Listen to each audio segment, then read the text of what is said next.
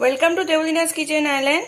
আজকে দেখাবো একটা নতুন রেসিপি যেটার নাম দিয়েছি আমি সুইট রোল।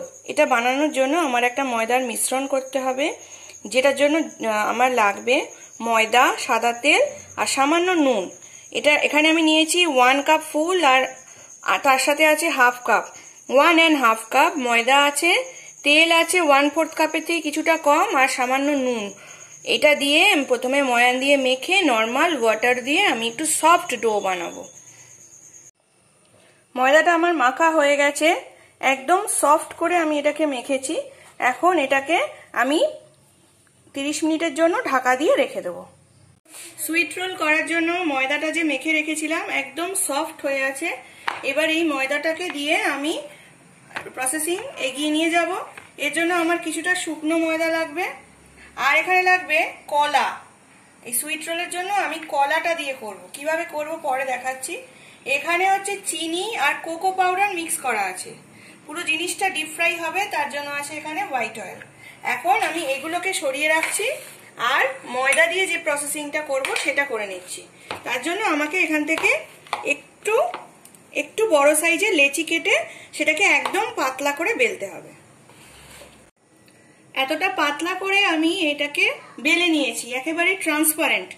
এইবার এটাকে একটা বাটির সাহায্যে কেটে নেব।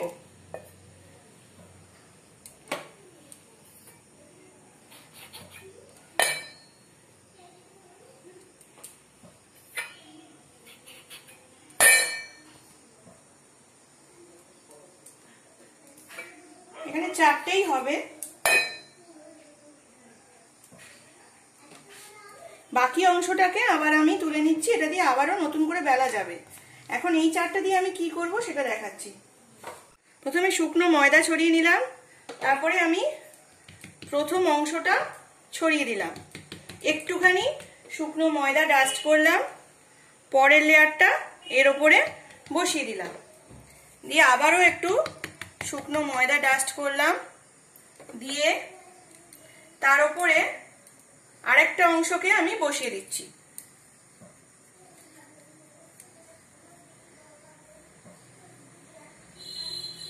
দিয়ে আবারও আমি একটু শুকনো ময়দা ডাস্ট করছি, দিয়ে আরেকটা লেয়ারকে বসিয়ে দিচ্ছি। পুরো জিনিসটা একসাথে হওয়ার পর বেশ কিছুটা মোটা হয়েছে। এবার এটাকে আবারও আমি রুটির মতন করে বেলে নেব।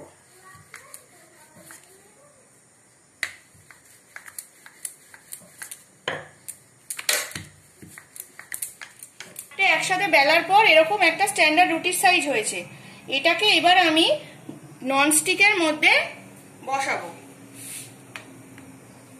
একটু এদিক ওদিক আমি এপিটোপিট করব, তাতে প্রত্যেকটা লেয়ার আস্তে আস্তে খুলে আসবে।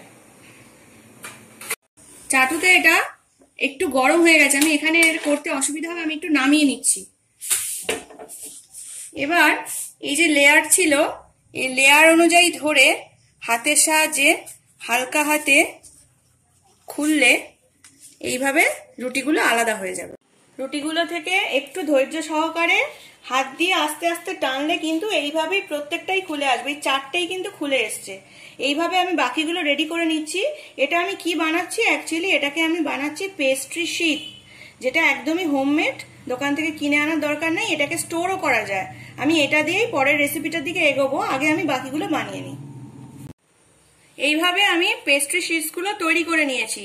এখানে বেশ অনেক কটাই হয়েছে। এটাকে কিন্তু এয়ারটাইট জিপলক ব্যাগে দিয়ে আরামসে 10-12 দিন মতো স্টোর করা যায়। এখন আমি এটা দিয়ে এই ব্যানানা স্টাফ করে একটা রোল বানাবো। তার জন্য আমি প্রথমে ব্যানানাগুলোকে পিল করে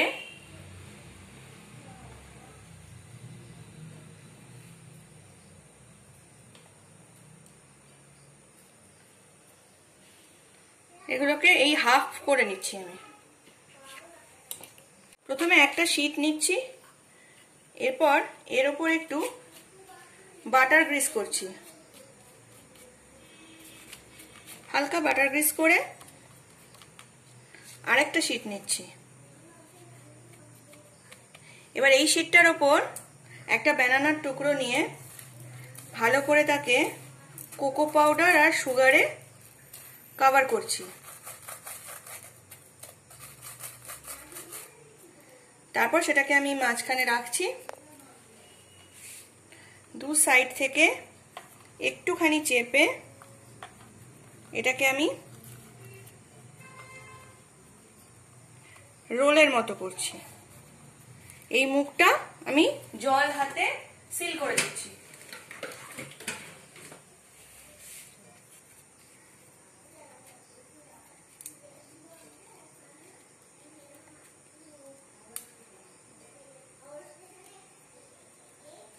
এবার আমার এখানে কড়াইয়ে তেল দেওয়া আছে, সাদা তেল দেওয়া আছে।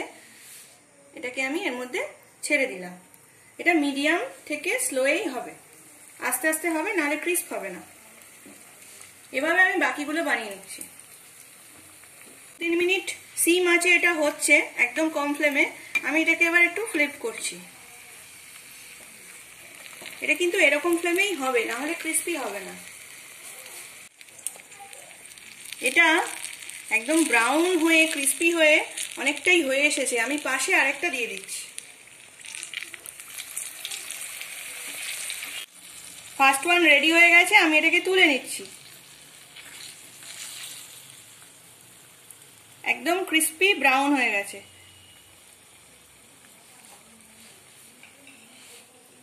এবার এটাকে আমি সার্ভ করব। ততক্ষণ এটা হয়ে যাক, একসাথেই দুটোকে সার্ভ করব।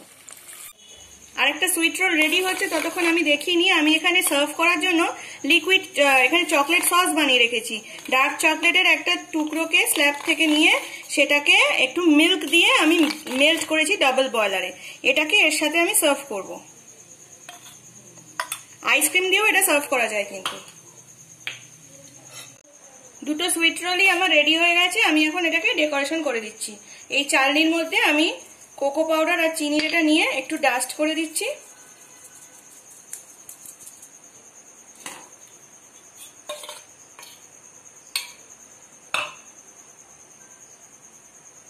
আর একটু চকলেট সস দিয়ে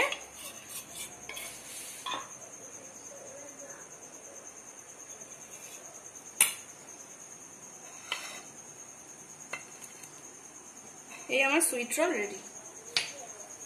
আমার রান্না ভালো লাগলে লাইক করবেন, সাবস্ক্রাইব করবেন, শেয়ার করবেন।